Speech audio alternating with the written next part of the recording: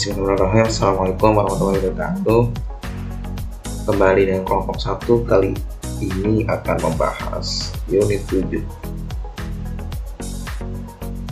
Yang pertama, pembahasan pertama, subbab pertama itu bagan. Bagan adalah kombinasi media grafis, foto atau gambar yang dirancang untuk memvisualisasikan atau menggambarkan secara logis dan teratur tentang pokok bahasan atau ide. Kegunaannya adalah untuk menunjukkan hubungan, keterkaitan, dan suatu proses tertentu. Jenis-jenis bagan antara lain yaitu bagan pohon.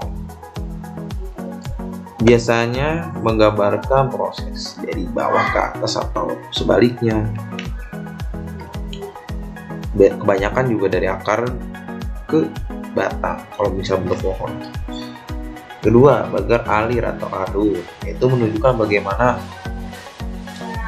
unsur penting dikombinasikan sampai membentuk suatu produksi. Maksudnya ini lebih menggambarkan proses menghasilkan sesuatu. Yang ketiga, bagan arus, menggambarkan fungsi, hubungan, dan proses. Biasanya ini suatu bentuk garis lurus digambarkan dari kiri ke kanan, dan di situ perbagiannya dijelaskan fungsi, dan itu juga termasuk proses karena berbentuk garis lurus dan pasti. Bagan tabel yaitu bagan dengan penyajian datanya dalam bentuk tabel. Biasanya ini dibuat berdasarkan kelompok antara satu kelompok dan satu kelompok lain, berdasar terdapat hubungan tertentu, dan ini biasanya lebih detail dalam penyajian datanya daripada bagan lain. Cara menggunakan bagan dalam pembelajaran diantaranya sebagai berikut. Pemilihan jenis bagan tergantung pelajaran apa yang akan dipresentasikan. Yang kedua, mempersiapkan ruang presentasi atau kelas. Yang ketiga, mempersiapkan siswa agar bisa mengikuti presentasi. Yang keempat, menyiapkan pertanyaan. Menyiapkan pertanyaan atau penugasan yang akan diikuti oleh siswa.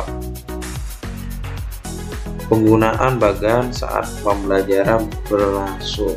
Nah, ini tergantung situasi dan kondisi juga.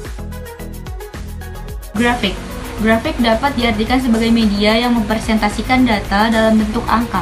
Tujuan pembuatan grafik adalah menunjukkan perbandingan informasi kualitatif dengan cepat dan sederhana. A. Jenis-jenis grafik. Grafik garis melukiskan kecenderungan atau menghubungkan dua ringkasan data. Yang kedua, grafik batang. Panjangan melambangkan persentase data dan lebarnya berukuran sama. Yang ketiga, grafik lingkaran. Visualisasi yang dibuat dalam bentuk lingkaran. Yang B. Penggunaan grafik dalam pembelajaran. Grafik divisualisasikan dengan bantuan objek berbentuk garis, batang, dan gambar. Menampilkan pesan dalam bentuk seperti ini akan lebih mudah difahami oleh siswa. Grafik paling baik digunakan dalam pembelajaran adalah berupa ringkasan pembelajaran setelah siswa memperoleh informasi lain dari berbagai sumber.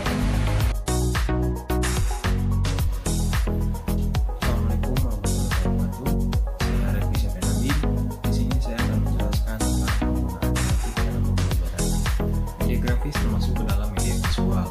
Sebagaimana media yang lain, media grafis juga mempunyai beberapa fungsi, diantaranya membantu sumber data dengan salah satu contoh dari media grafis yaitu grafik.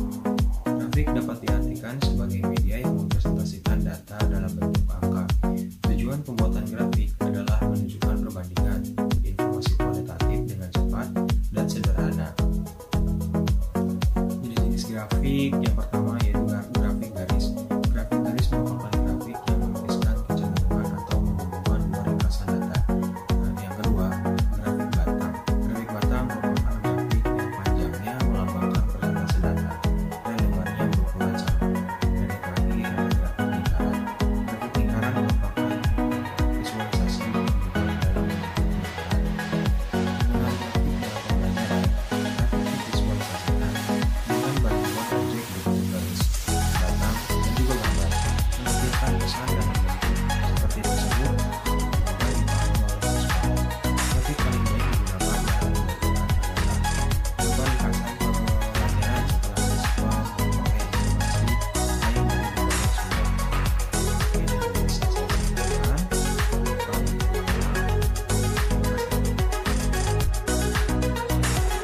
Komik.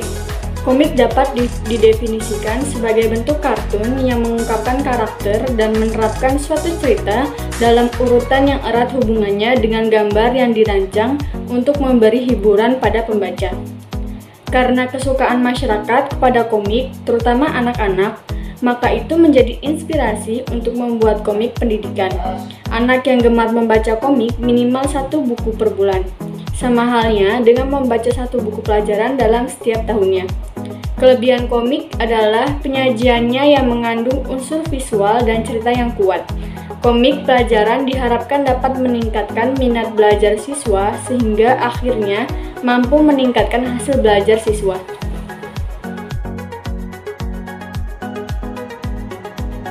Nama saya Jamila Hasanah. Saya akan menjelaskan mengenai poster. Pada bagian ini, poster mampu mempengaruhi perilaku, sikap, dan tata nilai masyarakat untuk mengubah atau melakukan sesuatu karena kekuatan poster itu lebih ditonjolkan kepada kekuatan visual dan warnanya.